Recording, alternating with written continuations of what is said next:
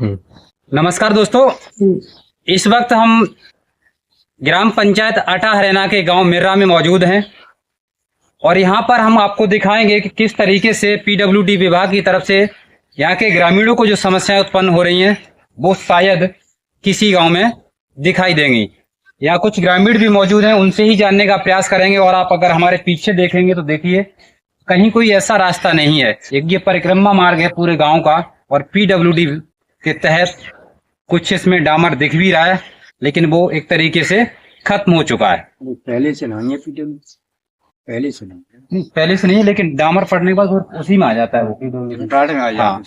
तो अब कम से कम मेरे को अभी एक पेपर भी दिखाया था, उसमें ये सड़क जो पीडब्ल्यूडी में करवाने के लिए या हो गई हो जो भी है, लेकिन जो डामर इस पे दिख रहा है हल्का फुल्का, तो मैं कोशिश करूंगा उत्तर प्रदेश की वर्तमान सरकार से भी और मैनपुरी से पीडब्ल्यूडी विभाग से भी कि जिन ग्रामीणों की जो समस्याएं हैं रास्ते की, इस समस्या को जल्द से जल्द दूर किया जाए, क्योंकि रास्ता कोई है नहीं, यही एक पूरे गांव का परिक्रमा मार्ग है और यहीं से लोग गाड़ियां, आप जैसे ट्रैक्टर हो गया और भी पिकअप वगैरह, जिन गाड़ियों में कोई भी सामान हुआ या कुछ भी XYZ को ले जाने के लिए कोई रास्ता नहीं है। तो यहाँ कुछ ग्रामीण मौजूद हैं, उनसे जानने का प्रयास करेंगे कि आखिर ये समस्या आपको कब से हो रही है। नमस्कार दादा, क्या नाम है आपका? हमारा नाम राम प्रकाश है। क्या, तो ये बताइए आपके गांव में जो समस्या हो रही है कब से ये बहुत दिन, काफी दिन से 2-3-4 साल है, तो जिस सड़क कोई बिगाड़ी हो गई। अच्छा, बार बार कहते रहे लोगों से, किसी ने सुना नहीं। आप विधायक जो है तेज प्रताप, उन विधायक जी से मैंने 2 बार पटौली गए, वो सैफई गए, तो उन्होंने जो है 2 बार कह दिया कि हाँ देखेंगे, हमेशा वैसे मत करिए, देखें संभाल लियो हमारी सड़क पर। तो अनजीएस के अलावा और किसी के पास गए आप? नहीं, तेज प्रताप। हाँ। तो उन्होंने क्या बोला? बोल दिया। एक बार यहाँ कैरी के नगला में आए थे, अच्छा, वहाँ मैंने एप्लीकेशन दिया, मैंने कि साहब कूड़ेदान में मन डालना है, देखना। तो वो जेब में रख ली, फिर उससे कोई सुनवाई नहीं। अभी वर्तमान में विधायक भी वही है जी, बोलिए। और इससे पहले सांसद भी रह चुके हैं। सांसद अब तो डिम्पल है। तो ऐसा नेता समाज के लिए क्या अच्छा है? हमारी समझ अच्छी है, जब समाज को नहीं, समाज की सेवा ही को नहीं जानती। अपने एरिया के लोगों का ही अगर भला नहीं कर पा रहे हैं तो किसका करेंगे? और फिर किसका करेंगे? लेकिन लोग फिर ये भी कहेंगे कि आप सपा विरोधी हैं।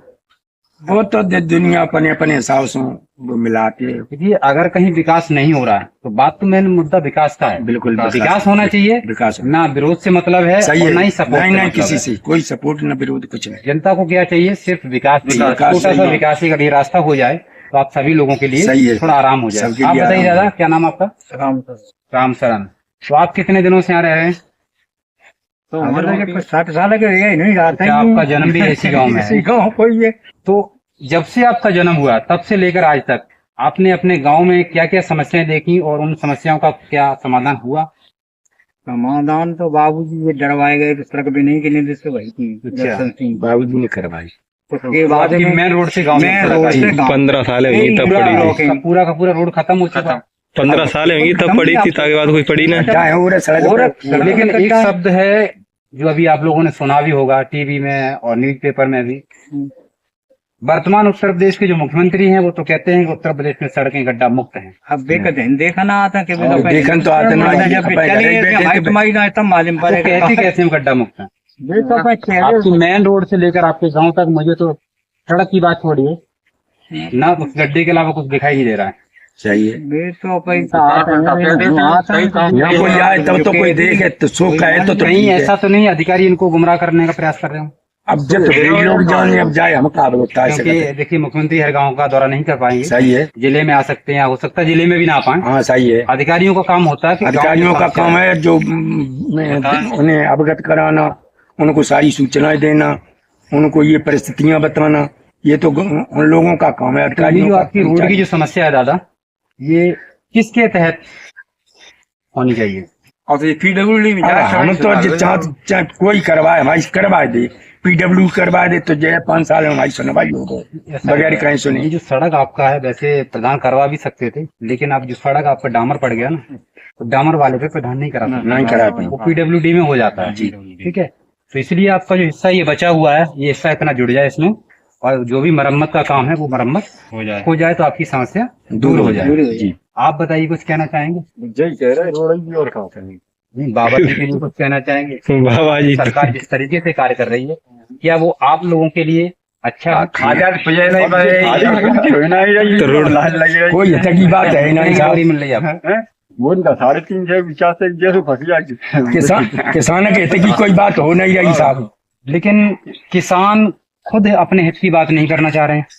नहीं ऐसा तो नहीं साहब। जो किसान यूनियन है, आपने कभी देखा किसान यूनियन ने कभी खाद पे बात नहीं की? धरना प्रदर्शन होते हैं, दिल्ली में धरना प्रदर्शन होंगे, लेकिन खाद पे कोई बात नहीं करता है। खाद क्यों महंगी है? करहल में तमाम किसान यूनियन है, कोई खाद पे बात नहीं कर रहे हैं। अब मुख्य बात है वो सही नहीं निपट पा रहे, खाद लो तो तबाह है। नहीं, चलिए किसान यूनियन नहीं कहती है। अब मैंने आपसे सवाल पूछा, आप कोई भी दुकान वाला आपसे खाद के लिए एक्स्ट्रा पैसे ले रहा है, तो आप दुकान पे कह सकते हैं तब मुझे कह लो हम जिंक दे रहे तुम्हें यूरिया दे रहे। मान लिया जिंक दे रहे, मेरे को बिल बना के दे दीजिए, मैं पैसे आपको पूरा देंगे, लेकिन बिल तो दे दो। तो हमें जूटल लगा तो फिर भी हमें खाद न होगी, हमारी फसल ही रहेगी। ऐसा कभी नहीं हो सकता। खाद भी देनी पड़ेगी, क्योंकि हमें अपने अधिकार के लिए खुद लड़ना पड़ेगा, तब जाके सरकार सपोर्ट करेगी।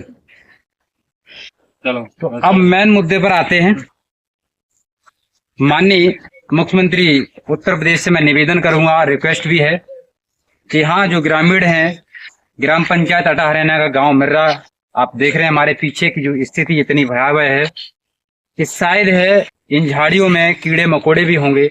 अगर इस तरह की रास्ता से लोगों का आना जाना होगा पैदल, तो आप देख सकते हैं कि उनके साथ कभी भी कोई दुर्घटना हो सकती है। एक बार दिखाइए, ये कब किसी जमाने का डामर दिख रहा है पड़ा हुआ, और ये भी धीरे धीरे खत्म होने की कगार पर है। तो सरकार से निवेदन करूंगा कि हाँ, जिस किसी भी व्यक्ति को आपने जिम्मेदारी सौंपी है, उस व्यक्ति से थोड़ा इसका भी ध्यान दिलवा के और इन लोगों की समस्या का समाधान करवाइए। और अंत में इतना जरूर कहूंगा कि अगर आप इन ग्रामीणों की समस्या को हल्के में ले रहे हों या इस समस्या को नजरअंदाज करने का प्रयास करेंगे, तो दोबारा से फिर दिखाऊंगा, और तब तक दिखाऊंगा जब तक यहाँ के ग्रामीणों को ये सड़क जो टूटी पड़ी हुई है, जो खस्ता हालात है, जो बिल्कुल जर्जर कंडीशन में सही नहीं होती है, तब तक ये लड़ाई जारी रहेगी। जय हिंद, जय भारत।